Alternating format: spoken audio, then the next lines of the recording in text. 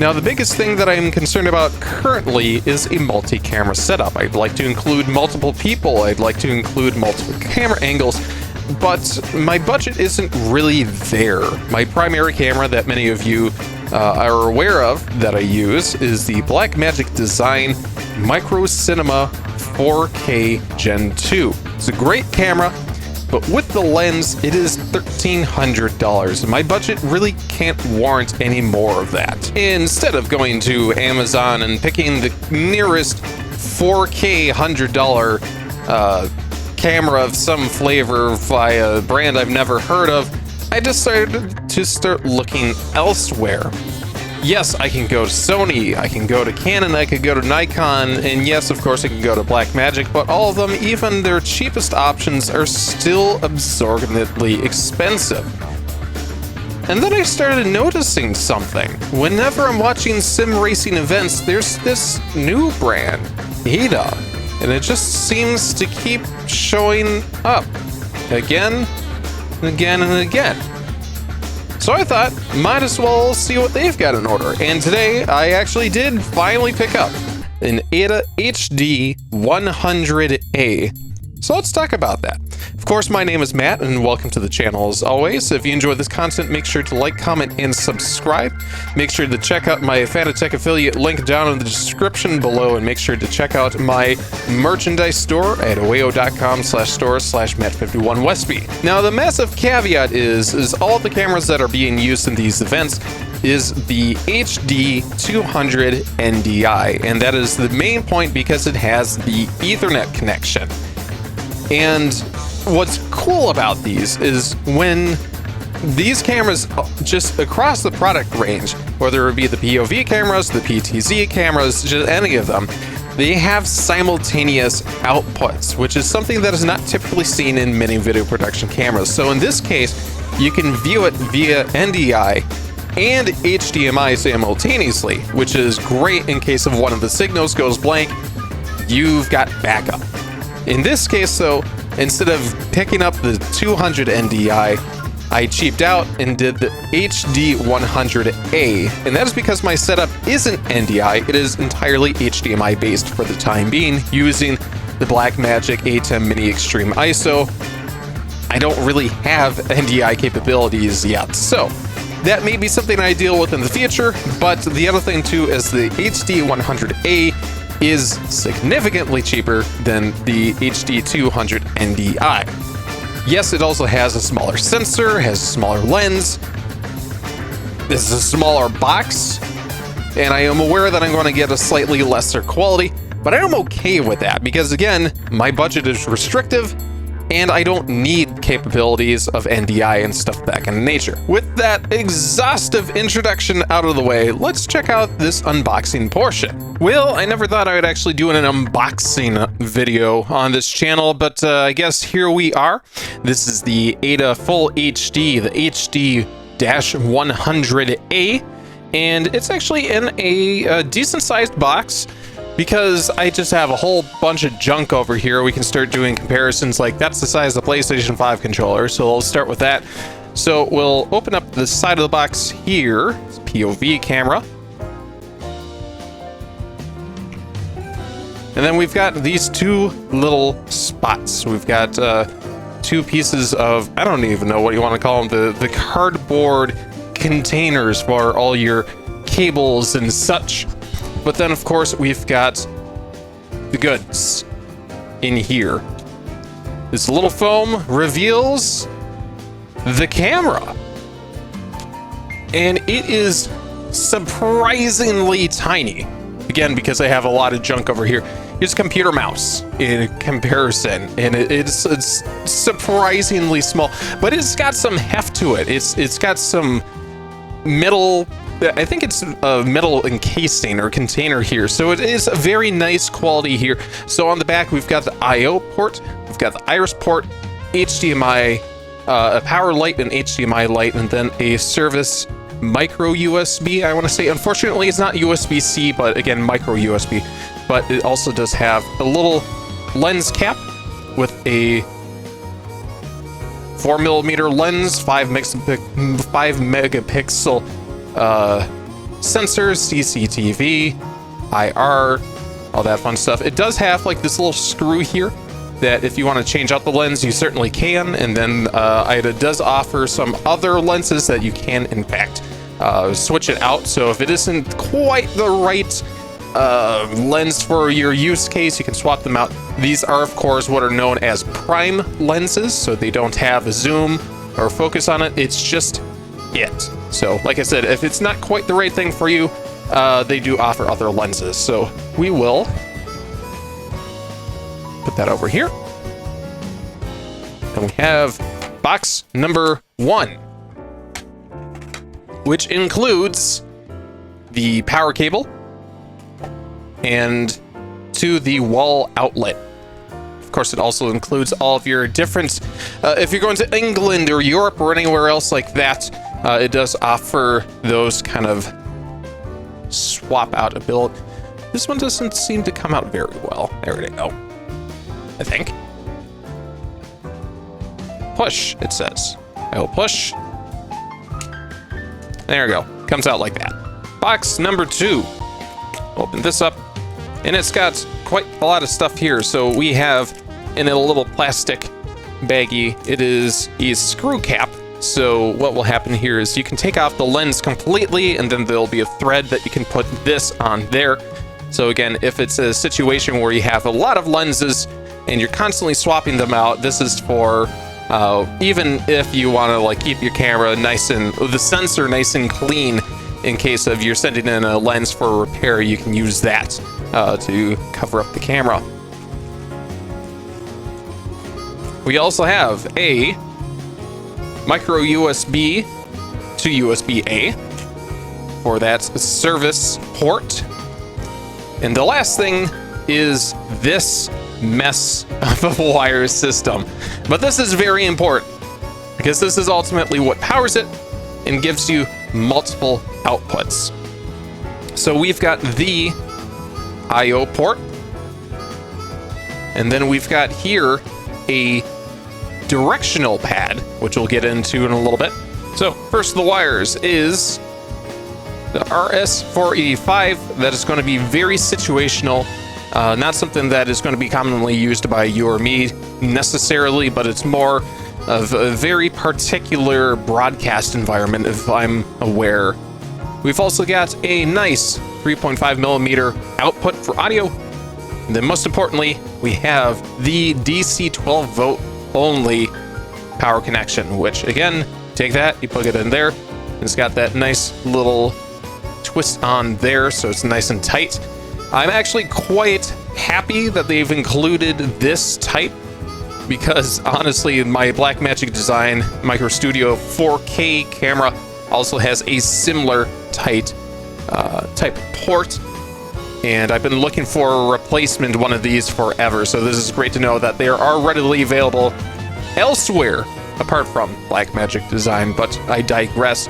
So again, this is all that we have on the inside of the box. I'm very surprised for a number of things. Again, one being so many cables coming out of the I/O, and then how small the camera is, but it is very well built. It's got a nice heft to it, so I am quite excited to start using that. We'll simply say that. So my camera setup is actually quite interesting because I have my Blackmagic Micro Cinema 4K in its typical position, but the funny part being because it has a 1/4-inch thread on top, and the AIDA HD-100A has a 1/4-inch on top and bottom. I was able to mount them together, so we have a very similar camera perspective to what we're used to. I might have to do a little bit of sitting up more when I'm talking directly to the HD-100A versus the Blackmagic Micro Cinema 4K. I digress. I still think that's funny. But the other thing, too, is because of its lower cost, some things need to be kind of cut in order to make it work. And the sensor is, again, 5 megapixel for the AIDA 100, the HD-100A. So, I mean, it's not... Though a lot of complaints that other consumers have had is that the lighting quality, you have to have just perfect lighting for the camera image to look great. So I wanted to just make a quick note that the lighting that I have is a single lamp next to me. So that is what we're working with here. I am surprised with the Blackmagic how little white balance that I have to do considering the light is so yellow. It's just, the camera just makes it seem very white. And even the AIDA-100 HD, well, the HD-100A seems to do the same thing. It really seems to take the yellow out of it. So let's do, using our little directional pad here. Let's see if we can make this work. There we are. So we are now in the menu for the AIDA HD-100A. Now this thing is honestly the best part that I love about it. This directional pad, you can scroll up, you can scroll down, you can click down, and you can also do left and right. So I mean, the controls on this is quite honestly exhaustive. Just the amount of settings and menus and just everything. And personally, I love that. The more options you give me to play with, please. So we'll start with WB control. I imagine that is white balance. So we can do AWB, ATW. You can see already that the red in my face is a little bit more with AWB, and then with ATW it's a little bit more blue. So we'll just leave it. Ooh, let's not do that. So there are quite a few different options already here. So we'll just, I think we'll just do with auto to begin with. And then black balance will do that as well.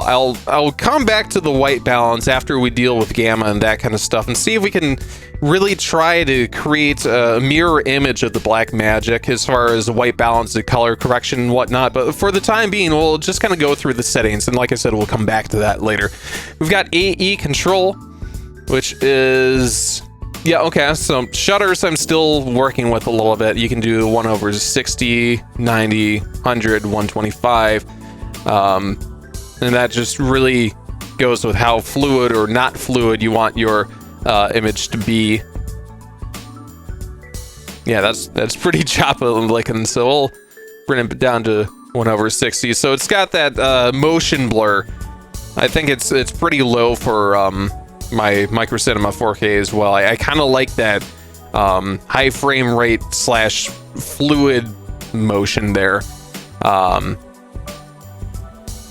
So then auto is maybe not so much, but I'll try to leave it on 1/60. It seems pretty similar to the Blackmagic there. Regardless, we can do a little bit more here.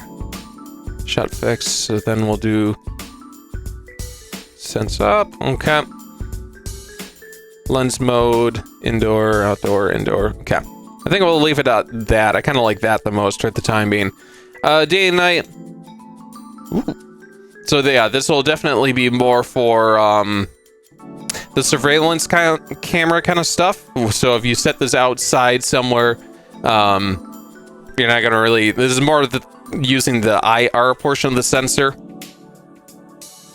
I'll leave it on day / color, considering that's our use case there. Audio, we can use that 3.5 millimeter output, and we can work with different kind of levels there, which is kind of fun. Mic versus line level. So we're not going to use that, but it is definitely there for those who want it. Image control, this is where we can start playing a little bit with getting the Blackmagic and the AIDA to be a little bit similar. So lens shading, I mean, it looks like it edits the vignette on the outside just a little bit. And so off has a little bit of it, on seems to try to get rid of it. I'll leave it on. I'm kind of that cinematic kind of guy. So contrast, brightness, saturation, hue, edge enhance, auto saturate, auto edge. We'll go with gamma correct. So on default, it looks like this. I think we'll go the other way. So 1.0, 0.9, 0.8, 7, 6, 5, 4, And I want to say we're getting close. I think 325 is a little bit too... it's close. 3.5, it looks like the blacks are a little bit too dark in comparison. Actually, so 3.25, the whites are getting really bright and the black magic seems to tone it down a little bit. So maybe we'll just have to go to brightness. So I think we'll go to brightness and just change it just slightly. It's interesting the difference between 10 and 11, how gray you get with that. DNR, we've got these as well. I'm still getting familiar with DNR and whatnot. So, special. De-zoom, defog, backlight, privacy mode. So kind of getting pretty specific with placement and then all of that kind of fun stuff. So that's fun. HDMI mode tells you just that. What type of HDMI? So then setup. This is where some of the fun stuff is. You can have the camera title in the corner. Communication, so you can do camera ID. You can label. So this is camera 1, 2, 3, 4, 5. You know, that kind of stuff. Baud rate. Sorry, I don't know all of this offhand, but system info. That's the model, software version. And then here's the good stuff. We've got the output format. So we're in 1080p 60 right now. You could do 1080p 59, 50, 30, 29, 25, 24, 23, and then down to 720p, same frame rates. And then do 1080i, and then 1080p, we're back. And of course you can reset, and then exit. So, I mean, so what I'll probably have to do in post-production is crop the HD down. But I think we're not too dissimilar.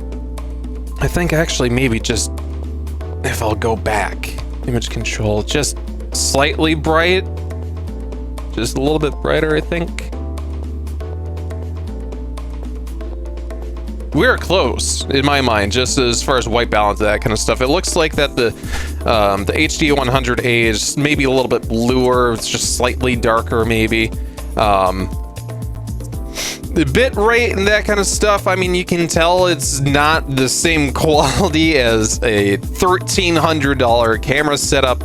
But now that I've adjusted the white balance, I've adjusted the gamma and stuff like that, I mean, this doesn't look too bad. Like, I'm really impressed with the pricing and the quality that we're getting out of it. Again, the thing that I found so interesting is whenever you get the an HDMI output on a camera, it just seems like it's at minimum like $400 for something that doesn't look like garbage, and anything under that is just like you don't want to touch. So yeah, I'm actually quite impressed with this little guy. And yes, I would love, in a perfect world, I'd love to have 5, 6, 7, 8 Blackmagic Micro Cinema 4K cameras. But we're talking, that's $7 grand for 7 cameras. For $2,100, I can have the same amount of cameras. So we're talking just massive price differences. If I can just bite my tongue and just, for the time being, be okay with a slightly lower quality, and then if the needs of the video production setup over the years scales up to a scale that requires that high quality, just beauty shots, then we can talk about upgrading the cameras after that. But I think just to get the shot, I think the AIDA HD-100A is just super tiny. You can throw it up in the corner up here and you wouldn't even notice that. So it is, I am very surprised and impressed with everything that I've seen so far. So again, thank you for letting me ramble. Sorry if you're turned off about me not being so knowledgeable about every single setting. I'm hoping that this is knowledgeable and informative in some way, especially with showing off the image quality and whatnot. For whatever reason, AIDA doesn't have a whole lot of consumer reviews online, so I'm hoping that I can add to that. So if you've enjoyed this content, make sure to like, comment, and subscribe. Again, check out my Fanatec affiliate link down in the description below, and check out my merchandise store at aweo.com/store/Matt51Westby. Again, thanks so much for watching. Hope you guys have a great day today. Take care. Bye!